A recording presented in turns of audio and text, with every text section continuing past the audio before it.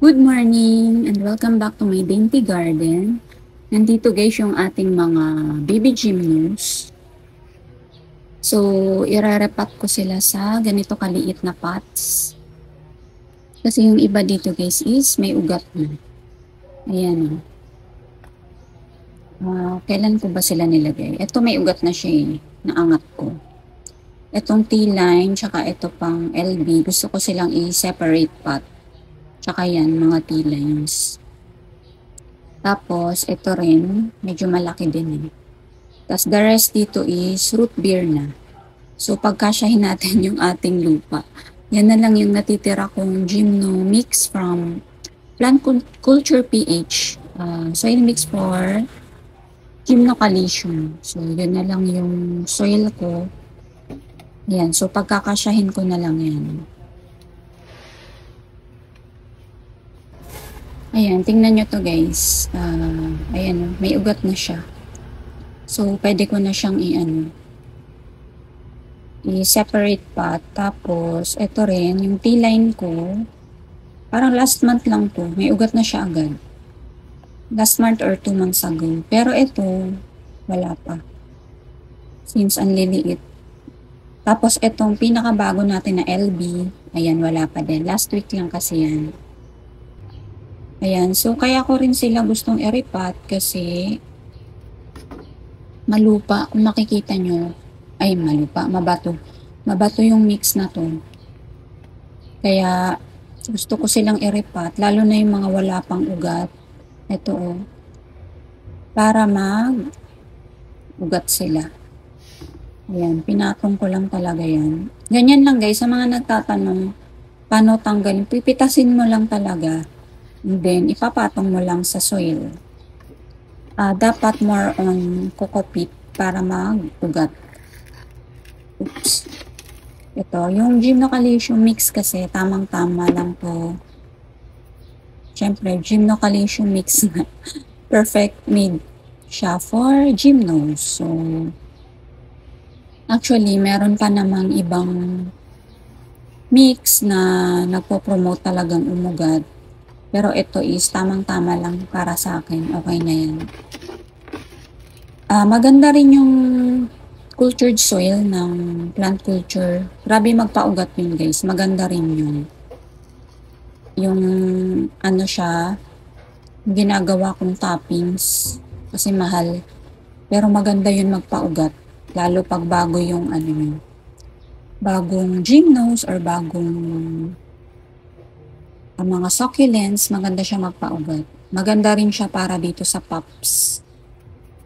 Pero katagalan, para sa akin, hindi maganda lalo sa succulents. So ito, since walang ugat, patong ko na lang dyan. Itong T-line na purple. Yan. Yan, so cute. Ang cute nila. Itong pots ko na to guys, sa Shopee lang yan. Lulu pots. Dito lang yan sa Bacoor. Malapit sa amin, kaya mabilis dumating. In-order ko yata to kahapon or 2 days ago yata. Minsan depende din kasi sa courier. Dito sa amin mabilis yung JNT. 1 day lang, 1 day. Pag shinip out ni seller, kinabukasan nandito na. Yan, ito naman yung variegated. Walang ano to guys, walang ID. Yan, pero may ugat na siya. Kahit ano siya. Marami siyang varigations. Konti lang yung green niya. Ayan. Kailan ko ba to pinitas? Siguro mga March. Ganun. Yan. Ito. Wala pa din siyang ugat. Kaya dapat i-repat ko na rin siya sa yun, malupa kasi. Ay, mabato.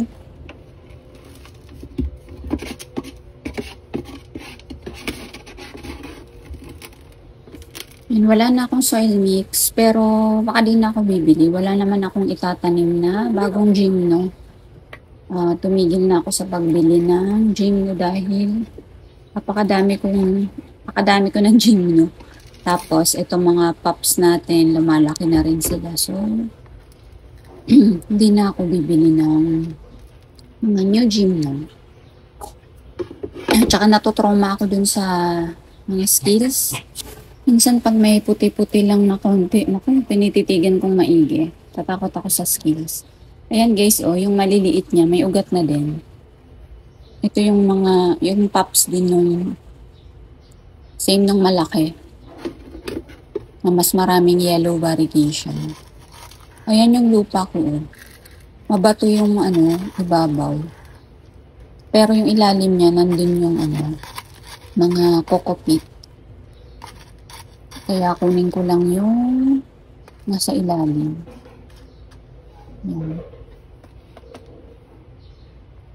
So, ito, wala pa siyang ito yung orange. Kakapitas ko lang din yan. So, sana mag-ugat na sila.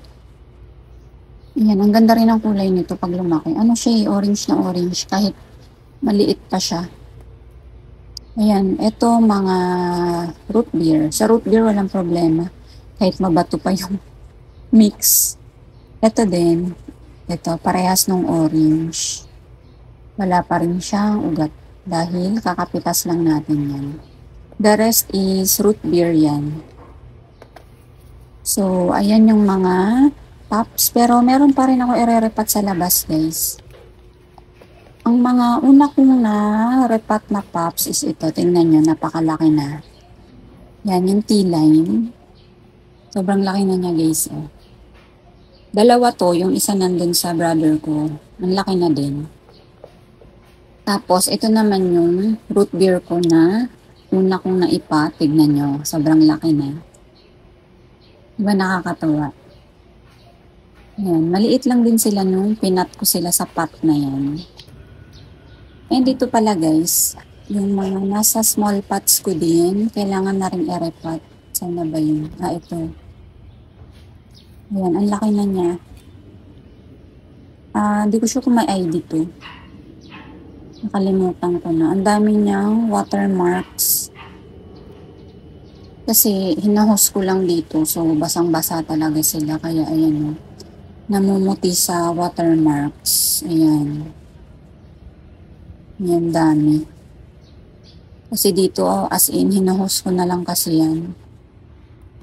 Hindi ko naiingatan. Di tulad yung nasa loob. Ito, naging full bar na siya, guys. Dati, yung isang rib nito is green pa. Ito, ayan o. Bumaba na. Kaya naging full bar na siya. Pero mabait ito na full bar ko. Di tulad yung mga nasa loob, nalulusaw yung ugat. Pero yan, mabait siya. Knock on wood. Ito yung T-line ko na pink, na super pretty. Ito yung mother ng isang pup doon. And then, ito yung next natin na, pero hindi pa ngayon, maliit pa siya. Super cute. Kaya iniingatan ko yung pup na yun kasi ang ganda ng mother. Pink and green. Ayan, ire-repat ko rin to guys, kaya lang basa. Basa yung lupa nila sa ulan. Ito pala ito yung Monstrous 05 ni Ma'am Rose Crotch. Apakaganda niya na guys, tingnan mo. Yung white lines niya, brown and green. Napakaganda. Tapos may pink pa siya sa gitna. Ayan o. Hindi ko alam ano yung pink sa gitna. Pero ganun naman yung mga Maliit lang to dati guys ha. Ang laki na. Iniisip ko kung iaangat ko to. Kasi nasa ilalim siya. Ayan. Basa yung lupa nila kasi lakas ng ulan. Kahapon. So, baka bukas ko na lang sila i-repat para magamit ko rin yung small pots. Ayan. Malapit na mag-bloom to. Excited ako sa color. Siyempre, papakita ko naman sa inyo. Ayan. Parang may to guys. Parang may skills yung isa.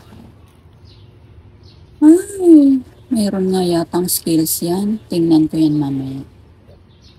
Tingnan nyo si Kratewad. Nag-iba yung kulay nung nag-uulan.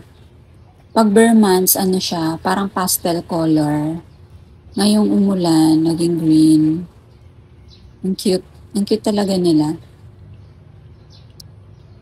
Nag-iiba-iba yung kulay nila. Same with our succulents. Depende sa intensity ng araw. Tingnan nyo guys, yung root beer, oh. Napakadami ugat. Mabait talaga yung root beer pops. Yan, kahit mabato yung lupa niya. So, eto naman yung pops nung nasa labas ko. Yan, may ugat na din sila. Ayan. Yan, ililipat ko rin to sa maliit. Ito yung orange natin na wala pang ugat. Pag narepat ko yung nasa labas, gagamitin ko din yung pots nila. There you go. Ito muna yung ating mga nirepat na baby gymnos. So, ayan sila. Hoping umugat na yung wala pang ugat dito. Yan, pinagsama-sama ko na sila dito. Yan. So, may irarepat akong mga root beer na lang. Yung mga seeds ko guys, di ba dito nakalagay? Nasagi ko, kaya natumba lahat as in tumaob. Lahat ng seeds na sa ilalim. Maghalo-halo. So, di ko sila na-save. So, ayan lang guys ang ating Friday. Happy Friday and weekend na naman. Stay safe and thank you so much for watching. Please don't forget to like, share, and subscribe. Thank you so much. Bye!